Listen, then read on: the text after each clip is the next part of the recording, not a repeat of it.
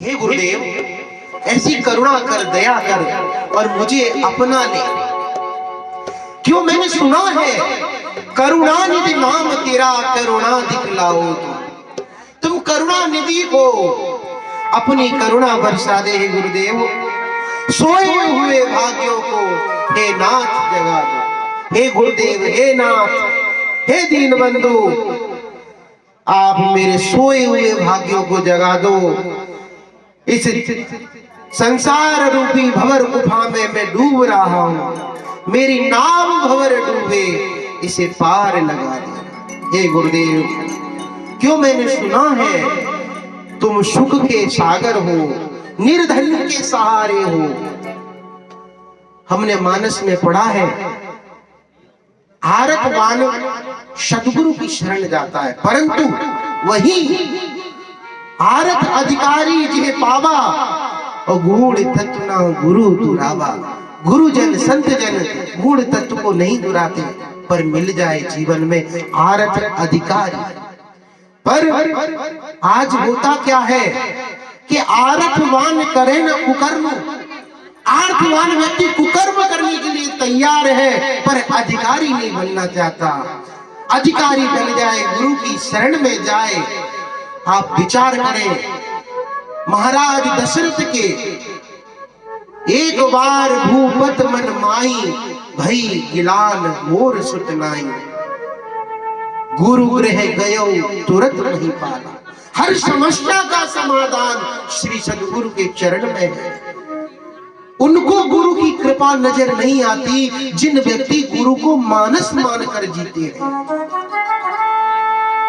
गुरु को मानस मानते ते नर गए अंध, यहाँ दुखी संसार में आगे यम के बंद।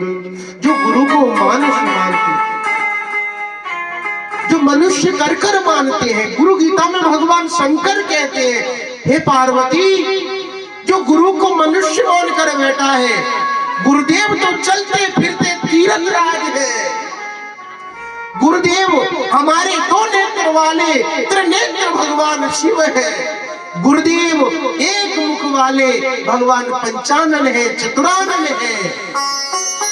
मेरे गुरुदेव के दो हाथ होते हुए भी सहस्त्र हाथ वाले हैं। चार भुजाधारी भगवान विष्णु की भांति है। पर मनुष्य गुरु के देह के कर्म को, भाव को देखता है, गुरु के आत्म के ज्ञान को। इसीलिए संतों ने कहा,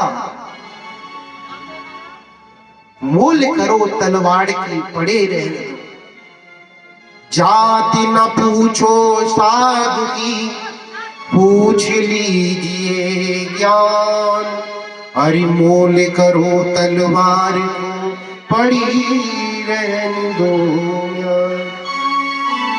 कभी भी कोई भी संत या गुरुजन तुमसे नाराज होते हैं, तुमसे रुष्ट होते हैं, तुम्हें अपना क्रोध का पात्र मानते हैं, इसका मतलब वो आपसे नाराज नहीं है। इसका सीधा सा मतलब ये है कि आपके कल्याण के लिए कोई ना कोई गुरु ने एक लीला रची है। बड़ा दुख पाया गुरु चरण को छोड़ के, कहते हैं बड़ा दुख पाया गुरु के चरणों को छोड़। रो रो पुकारे बेटा आओ गुरु तोड़ के। करुण पुकार ऐसी है कि रो रो कर पुकारता है। और कैसे कहता है गुरुदेव से, पापी हूं, कपटी हूं, पर हे गुरुदेव जैसा भी हो तेरा। घर बार छोड़ करके जीवन से खेला। 5 वर्ष की उम्र पर जब मैं संन्यास लिया और गुरुदेव की लीला मैंने देखी, तो उस टाइम पे लगता है कोई व्यक्ति गुरु शब्द से ही नफरत करने लग जाए। पर गुरुदेव की लीला को समझा और दिल की पुकार थी, हे गुरुदेव पापी हूं, कपटी हूं, पर जैसा भी हूं तुम्हारा हो। और घर बार छोड़ करके हे गुरुदेव जीवन से खेला हूं। 5 वर्ष की उम्र पर बालक खेला करते हैं, गेंद खेलते हैं, गिल्ली डंडा खेलते हैं। उस 5 वर्ष की उम्र पर मैं संन्यास जीवन में प्रवेश कर गया। मुझे लगा गुरुओं का ज्ञान शब्द लग गया गुरु का।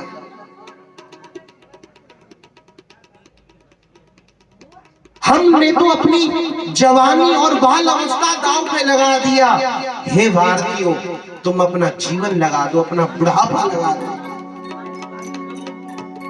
अपने बुढ़ापे को दांव पे लगा दो। हम अपना जवानी और बाल अवस्था दांव पे लगा कर आए हैं, पर आप अपना बुढ़ापा भी दांव पे नहीं लगा सकते। इस गाथा पांडाल में मुझे लगता है जितनी भीड़ होनी चाहिए उतनी भीड़ हुई नहीं थी। ये कहीं ना कहीं त्रुटि है हमारे भारतीयों की। इसीलिए भारत को जागरूक होने की आवश्यकता है। भारत को आवश्यकता है। मैं सेवक हूं, हे गुरुदेव, मैं सबका सेवक हूं। गुरु का जो शिष्य होता है वो देहाभिमानी नहीं होता। विद्या ददाति विनयम, सच्ची विद्या प्राप्त होने पर विनय हो जाता है। जैसे फल किसी पेड़ में लगे तो वो झुक जाता है, बस जीवन में जिसके पास ज्ञान रूपी फल है वो झुक जाता है। वो कहने लगता है मैं गुरुदेव सबका सेवक हूं और तेरे चरणों का चेहरा हूं। हे नहीं नाथ बुलाना मुझे, मैं जग में अकेला हूं। बोलो सद्गुरुदेव भगवान की।